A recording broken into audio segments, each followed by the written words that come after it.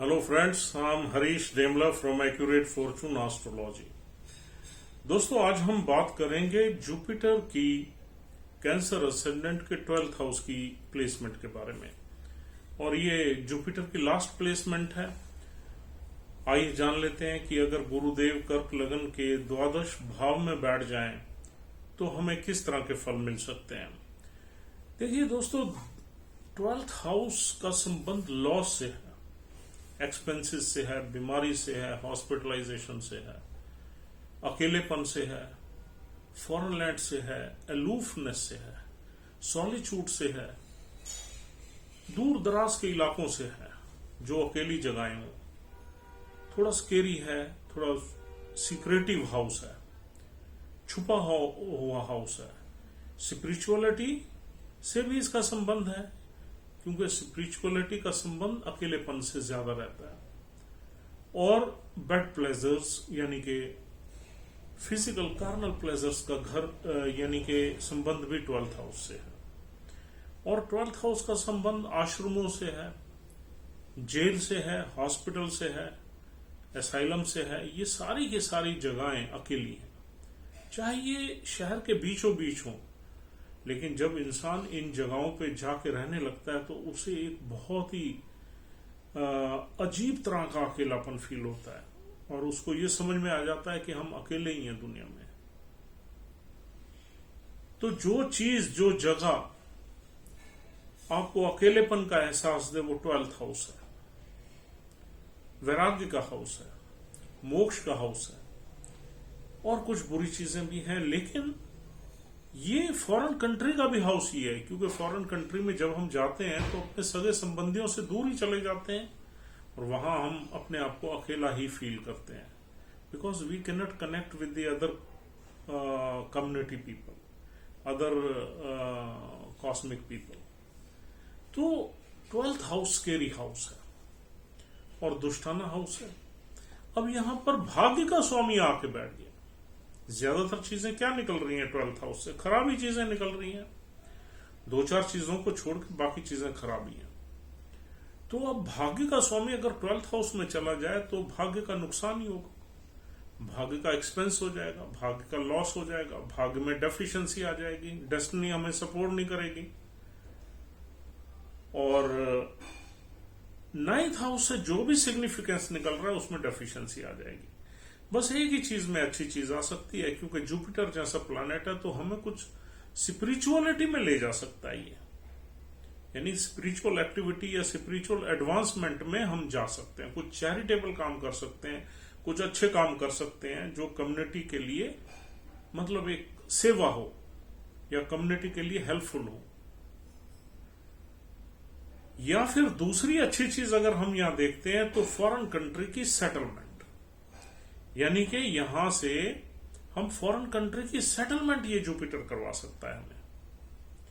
यानी कि अगर 9th हाउस का लॉर्ड 12th में बैठ जाए तो 9th हाउस का संबंध है इंटरनेशनल ट्रैवल से, 12th हाउस का संबंध है फॉरेन कंट्री से। तो फॉरेन कंट्री में ट्रैवल जाके हम ट्रैवल्स भी करेंगे, वहां रह भी सकते हैं। और 9th हाउस से हम पिता देखते हैं, पिता के संबंधों में थोड़ा सा डिस्टेंस रहेगा, थोड़ी दूरी रहेगी। वो नक्षत्र पे भी डिपेंड करेगा कि जुपिटर कौन से नक्षत्र में बैठा हुआ है, तो उससे ये हमें पता लगेगा। जुपिटर सपोज किसी ऐसे नक्षत्र में बैठा हुआ है जिसका लॉर्ड ही लगन में बैठ गया या चंद्र के साथ बैठ गया, तो फिर ये भाव नहीं मिलेगा, फिर ये रिजल्ट्स नहीं मिलेंगे। नहीं तो ऐसे चांसेस कम होते हैं, लेकिन हो जाते हैं। जैसे सपोज वहां पर मंगल के नक्षत्र में गुरुदेव बैठ जाए, मंगल ऑस्पिशियस प्लैनेट है, मंगल 5th हाउस में ट्राइन में ही बैठ जाए अपने ही घर में, या मंगल लगन में बैठ जाए या चंद्र के साथ बैठ जाए, तो फिर हम पिता से प्यार करेंगे, पिता के साथ हमारे संबंध खराब नहीं होंगे, डिस्टेंट नहीं होंगे, हमारे ओपिनियंस में डिफरेंसेस नहीं आएंगे। यदि अदरवाइज 12th हाउस तो दूर का ही घर है, जब हम 9th हाउस का लॉस ही यहां डिस्कस कर रहे हैं तो पिता की रिलेशनशिप में भी कहीं ना कहीं डिफरेंसेस आ जाएंगे, गैप आ जाएगा, पिता की हेल्थ भी खराब रह सकती है। और हमारा कैरियर अगर हम अपने ही देश में हैं तो हमारा कैरियर भी यहां पर थोड़ा सा अफेक्टेड रहेगा, क्योंकि डेस्टिनी हमें सपोर्ट नहीं करेगी। छठा घर नौकरी का है, नौकरी के घर का स्वामी 12th हाउस में चला गया। हमारे एनिमी हमें परेशान करेंगे। और 9th हाउस से हम और देखते हैं हायर एजुकेशन। हायर एजुकेशन विदेश में हो सकती है या अपने बर्थ प्लेस से कहीं दूर दूसरी स्टेट में हो सकती है। हायर एजुकेशन में ये प्लैनेट तभी अड़चन कर सकता है जब ये अर्द्रा नक्षत्र में बैठा हो। अगर ये अर्द्रा नक्षत्र में बैठा है तो फिर रिजल्ट्स और खराब मिलेंगे, वहां पर अच्छी चीजें नहीं मिलेंगी।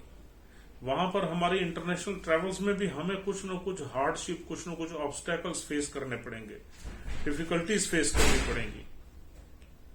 और अगर ये अर्द्रा नक्षत्र में नहीं है, मंगल के नक्षत्र में है या गुरु अपने नक्षत्र में है, यहां पर 3 नक्षत्र मिलते हैं। एक है मृगशिरा नक्षत्र जिसके 2 चरण है, एक अर्द्रा है जिसके 4 चरण है, और एक तीसरा नक्षत्र है पुनर्वासु जिसके 3 चरण है। तो अगर ये अर्द्रा नक्षत्र में नहीं है और अपने खुद के नक्षत्र में है या मंगल के नक्षत्र में है, तो यहां चीजें कुछ अच्छी मिलेंगी। और अगर अर्द्रा में है तो हमारे इंटरनेशनल ट्रेवल्स में दिक्कत आएगी, फॉरेन सेटलमेंट में दिक्कत आएगी, हायर एजुकेशन में दिक्कत आएगी, पिता से तो हमारे संबंध बिल्कुल खराब हो जाएंगे। और पिता की हेल्थ में भी अचानक कुछ न कुछ दिक्कतें आएंगी। हेल्थ में पिता का सुख कम मिलेगा हमें। अगर अर्द्रा में है जुपिटर। और दोस्तों 12th हाउस से हमें जो है ना स्पिरिचुअलिटी देखते हैं। 9th हाउस से हम एक ब्लेसिंग, डिवाइन ब्लेसिंग देखते हैं। अगर हम स्पिरिचुअलिटी की राह पे चल पड़े यहां पर तो फिर डिवाइन ब्लेसिंग रहेगी, क्योंकि उसी सिग्निफिकेंस में हम चले गए जो 12th हाउस का है। ऐसे ही अगर हम फॉरेन कंट्री में जाके बस गए तो ये अच्छा काम करेगी डेस्टिनी हमारी। ऐसी स्पिरिचुअलिटी में चले गए तब भी अच्छा काम करेगी। किसी हॉस्पिटल में नौकरी कर ली तब भी अच्छा काम करेगी। किसी आश्रम में चले गए तब भी बहुत अच्छा काम करेगी।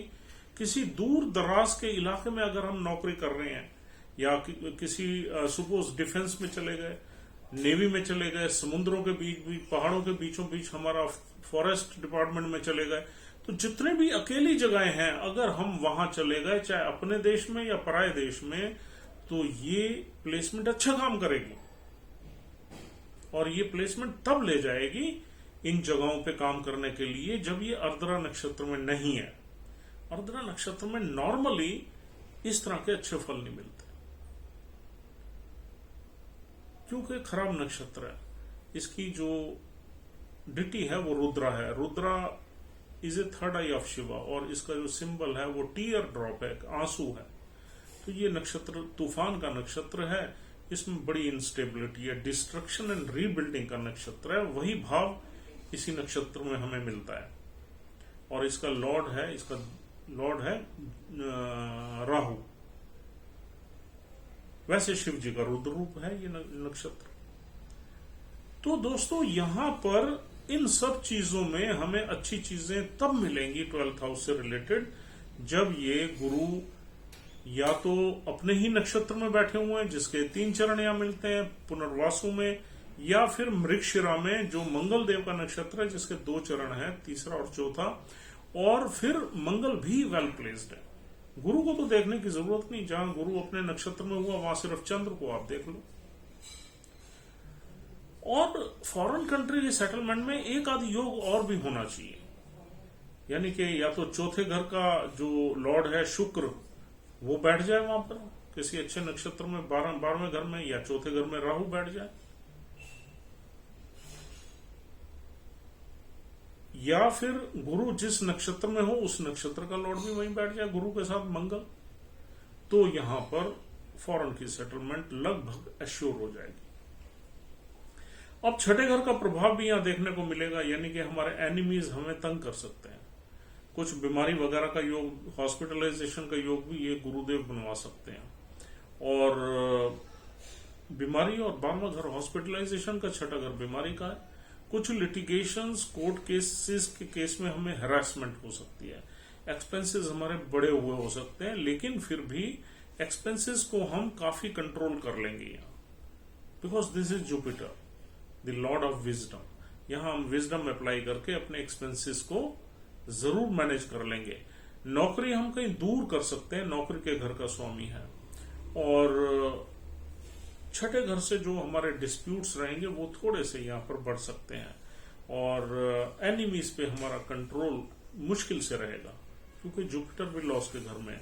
यहाँ बैठा हुआ जुपिटर फोर्थ हाउस को देखेगा, फोर्थ हाउस की हैप्पीनेस में डेफिशिएंसी आ जाएगी, और कहीं ना कहीं फोर्थ हाउस से जो कन्वीनियंसी है हमारी, या हमारी दूसरी चीजें हैं जो हम अच्छी देखते हैं फोर्थ हाउस से, प्रॉपर्टी है, लैंड है, उसमें भी डेफिशिएंसी आ जाएगी। और फिर इसकी जो सेवंथ एस्पेक्ट है वो छठे घर पे पड़ेगी। छठे घर को हालांकि Jupiter will try its level best to control the sixth house, लेकिन सिक्स्थ हाउस इतनी जल्दी कंट्रोल होगा नहीं, क्योंकि जुपिटर एक ऐसी जगह बैठा हुआ है जहां हम लॉस देखते हैं, नुकसान देखते हैं, एक्सपेंस देखते हैं। तो हमारी विजडम भी कहीं ना कहीं उसका लॉस रहेगा। और थोड़ा सा 3 नंबर में जुपिटर अच्छा भी नहीं परफॉर्म करता, क्योंकि बुध की राशि है, बुध एनिमी है उसका। और फिर इसकी आठवें घर पे दृष्टि पड़ेगी, 9th एस्पेक्ट। 8वां घर भी एक्टिवेट हो जाएगा, 8वें घर के ऑब्स्टेकल्स भी हमारी लाइफ में रहेंगे इस प्लेसमेंट के हिसाब से। लेकिन एक दो अच्छी चीजें ये निकल सकती हैं कि ये जुपिटर आपको फॉरेन कंट्री एजुकेशन के लिए ले जा सकता है, फॉरेन कंट्री की सेटलमेंट करवा सकता है। और अगर आप कहीं दूर दराज इलाकों में किसी ऐसे डिपार्टमेंट में या किसी ऐसी संस्था में नौकरी करते हैं तो ये ब्लेस करेगी प्लेसमेंट। या फिर कोई ऐसा अपना काम करते हैं, जैसे कॉन्ट्रैक्ट का काम है किसी आपकी आर्मी में, डिफेंस में, कोई भी किसी तरह का कॉन्ट्रैक्ट है, फॉरेस्ट डिपार्टमेंट से आप कनेक्टेड हैं, कुछ वहां सप्लाईज हैं आपकी, तो फिर ये प्लेसमेंट आपको ब्लेस कर सकती है, बशर्ते जुपिटर अर्द्रा नक्षत्र में ना हो। अर्द्रा में है तो नुकसान हो जाएगा। तो दोस्तों उम्मीद करता हूं ये प्लेसमेंट बिल्कुल आपको समझ में आ गई है। और if you want to consult us, you can contact us for any astrological consultation. You can contact us through our numbers, WhatsApp messages, and personal calling. Or otherwise, we'll see you tomorrow. Take care of yourself and your parents. Thank you very much for watching this video. Thanks a lot.